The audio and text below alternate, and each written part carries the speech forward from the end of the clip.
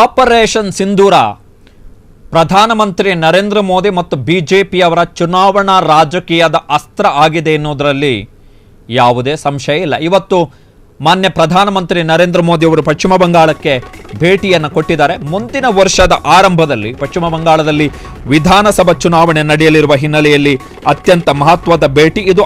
ಮೊದಲ ಚುನಾವಣಾ ಭಾಷಣ ಕೂಡ ಇವತ್ತು ಮಾಡಿದ್ದಾರೆ ಪ್ರಧಾನಮಂತ್ರಿ ನರೇಂದ್ರ ಮೋದಿ ಅವರು. ಚುನಾವಣಾ ಭಾಷಣದಲ್ಲಿ ನರೇಂದ್ರ ಮೋದಿ ಅವರು ಹೇಳಿದ್ದಾರೆ ಏನು ಅಂತ ಹೇಳಿದ್ರೆ,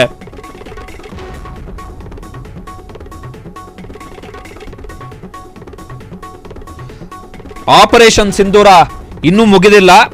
ಬಂಗಾಳದ ಭೂಮಿಯಿಂದ ದೇಶದ 140 ಕೋಟಿ ಜನರಿಗೆ ಇದನ್ನ ಹೇಳಲಿಕ್ಕೆ ಬಯಸ್ತಾ ಇದ್ದೀನಿ. ಅಂದ್ರೆ ಆಪರೇಷನ್ ಸಿಂಧೂರ ಇನ್ನೂ ಮುಗಿದಿಲ್ಲ, ಆಪರೇಷನ್ ಸಿಂಧೂರ ಇನ್ನು ಆಕ್ಟಿವ್ ಆಗಿದೆ ಎನ್ನುವಂತ ಅಂಶವನ್ನ ಪ್ರಧಾನಮಂತ್ರಿ ನರೇಂದ್ರ ಮೋದಿ ಅವರು ಇವತ್ತು ತಮ್ಮ ಭಾಷಣದಲ್ಲಿ ಹೇಳಿದ್ದಾರೆ.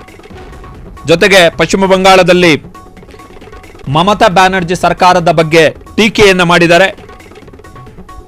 1,010 ಕೋಟಿ ರೂಪಾಯಿ ಮೊತ್ತದ ಅನಿಲ ವಿತರಣಾ ಘಟಕಕ್ಕೆ ಪ್ರಧಾನಮಂತ್ರಿ ನರೇಂದ್ರ ಮೋದಿ ಅವರು ಇವತ್ತು ಪಶ್ಚಿಮ ಬಂಗಾಳದಲ್ಲಿ ಶಂಕುಸ್ಥಾಪನೆಯನ್ನು ನೆರವೇರಿಸಿದ್ರು ಅಲಿಪುರದೌರ್ನಲ್ಲಿ. ಈ ಯೋಜನೆಯ ಕಾರಣದಿಂದ 2 ಜಿಲ್ಲೆಗಳಿಗೆ, ಕೂಚ್ ಬಿಹಾರ್ ಮತ್ತು ಅಲಿಪುರದೌರ್, ಈ 2 ಜಿಲ್ಲೆಗಳಿಗೂ ಕೂಡ ಅನುಕೂಲ ಆಗತ್ತೆ.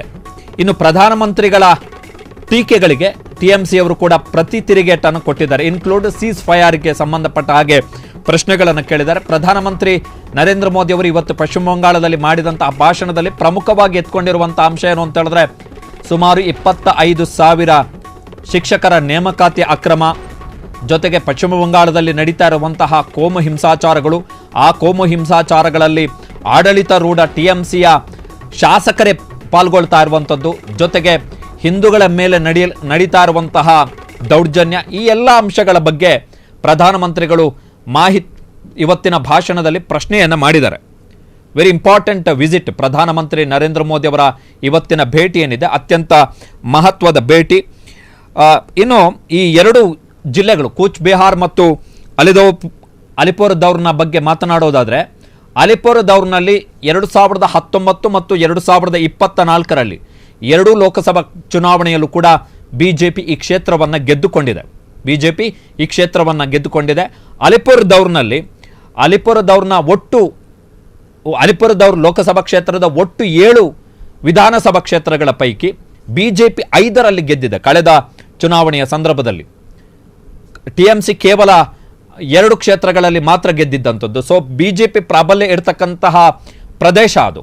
ಇನ್ನು ಕೂಚ್ ಬಿಹಾರ್ನಲ್ಲೂ ಕೂಡ 2019ರಲ್ಲಿ ಅಲ್ಲಿ ಲೋಕಸಭಾ ಚುನಾವಣೆಯಲ್ಲಿ ಬಿಜೆಪಿ ಗೆದ್ದಿತ್ತು. ಬಟ್ 2024ರ ಚುನಾವಣೆಯಲ್ಲಿ ಅಲ್ಪ ಮತಗಳ ಅಂತರದಿಂದ ಟಿಎಂಸಿ ಇಲ್ಲಿ ಗೆದ್ದಿತ್ತು. ಇನ್ನು ಈ ಕ್ಷೇತ್ರದ ವಿಧಾನಸಭಾ ಕ್ಷೇತ್ರಗಳ ವಿಚಾರಕ್ಕೆ ಬಂದ್ರೆ,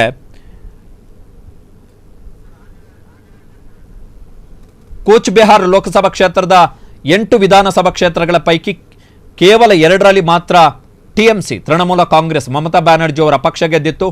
ಉಳಿದ 6 ವಿಧಾನಸಭಾ ಕ್ಷೇತ್ರಗಳಲ್ಲಿ ಬಿಜೆಪಿ ಗೆದ್ದಿತ್ತು. ಸೊ ವೆರಿ ಇಂಪಾರ್ಟೆಂಟ್ ಬೆಲ್ಟ್ ಇದು. ಇವತ್ತು ಪ್ರಧಾನಮಂತ್ರಿ ನರೇಂದ್ರ ಮೋದಿ ಅವರು ಕೊಟ್ಟಿರ್ತಕ್ಕಂತಹ ಭೇಟಿಯನ್ನು ಕೊಟ್ಟಿದ್ದಾರೆ. ಆ ಭಾಗ ಏನಿದೆ ಅದು ಬಿಜೆಪಿಯ ಪರ ಶಿಫ್ಟ್ ಆದಂತಹ ಬೆಲ್ಟ್, ಟಿಎಂಸಿಯಿಂದ ಬಿಜೆಪಿ ಪರ ಶಿಫ್ಟ್ ಆದಂತಹ ಭಾಗ, ಅಲ್ಲಿ ಇವತ್ತು ಚುನಾವಣಾ ಪ್ರಚಾರವನ್ನು ಕೈಗೊಂಡಿದ್ದಾರೆ. ಆಪರೇಷನ್ ಸಿಂಧೂರದ ಬಗ್ಗೆ ಪ್ರಧಾನಮಂತ್ರಿಗಳು ಮಾತನಾಡಿದ್ದಾರೆ. So it become pure electoral subject. Operation Sindoor completely electoral subject ಆಗಿಬಿಟ್ಟಿದೆ. ಈಗ ಬಿಹಾರಕ್ಕೆ ಹೋದ್ರು, ಅಲ್ಲೂ ಕೂಡ ಪ್ರಧಾನಮಂತ್ರಿ ನರೇಂದ್ರ ಮೋದಿ ಅವರು ಆಪರೇಷನ್ ಸಿಂಧೂರದ ಆಧಾರದ ಮೇಲೆಯೇ ಮತಗಳನ್ನು ಕೇಳ್ತಾ ಇದ್ದಾರೆ. ಪಶ್ಚಿಮ ಬಂಗಾಳಕ್ಕೂ ಬಂದರೂ ಕೂಡ ಅಲ್ಲೂ ಕೂಡ ಪ್ರಧಾನಮಂತ್ರಿಗಳು ಆಪರೇಷನ್ ಸಿಂಧೂರದ ಆಧಾರದಲ್ಲಿಯೇ ಮತಗಳನ್ನು ಕೇಳ್ತಾ ಇರುವಂಥದ್ದು.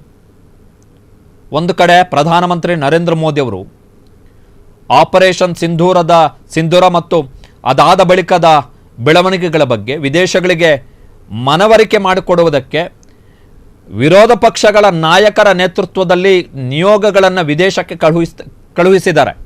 ಸೊ ಅದೇ ಪ್ರಧಾನಮಂತ್ರಿಯವರು ಅದೇ ಆಪರೇಷನ್ ಸಿಂಧೂರವನ್ನು ಬಿಜೆಪಿಗೆ ಎಷ್ಟರ ಮಟ್ಟಿಗೆ ಚುನಾವಣಾ ಲಾಭವನ್ನು ಮಾಡಿಕೊಡ್ಲಿಕ್ಕೆ ಸಾಧ್ಯನೋ ಅಷ್ಟರ ಮಟ್ಟಿಗೆ ಪ್ರಯತ್ನವನ್ನು ಮಾಡ್ತಾ ಇದ್ದಾರೆ.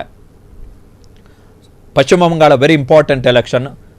ಬಿಹಾರದ ಚುನಾವಣೆಯ ಬಳಿಕ 2026ರ ಆರಂಭದಲ್ಲಿ ಪಶ್ಚಿಮ ಬಂಗಾಳ, ತಮಿಳುನಾಡು, ಕೇರಳದಲ್ಲಿ ವಿಧಾನಸಭಾ ಚುನಾವಣೆ ನಡೆಯುತ್ತೆ. ವೆರಿ ಬಿಗ್ ಎಲೆಕ್ಷನ್, ಅದು ದೊಡ್ಡ ಚುನಾವಣೆ.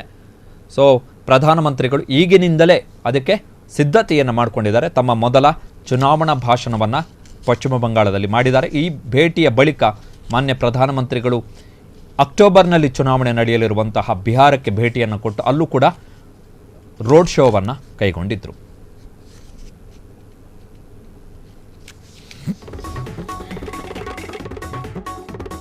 ಕ್ಷಣ ಕ್ಷಣದ ಸುದ್ದಿಗಳಿಗಾಗಿ ಫ್ರೀಡಂ ಟಿವಿ ಸಬ್ಸ್ಕ್ರೈಬ್ ಮಾಡಿ, ಲೈಕ್ ಮಾಡಿ ಹಾಗೂ ಫಾಲೋ ಮಾಡಿ. ಹೊಸ ಸುದ್ದಿಗಳ ನೋಟಿಫಿಕೇಶನ್ಗಾಗಿ ಬೆಲ್ ಐಕಾನ್ ಮೇಲೆ ಕ್ಲಿಕ್ ಮಾಡಿ.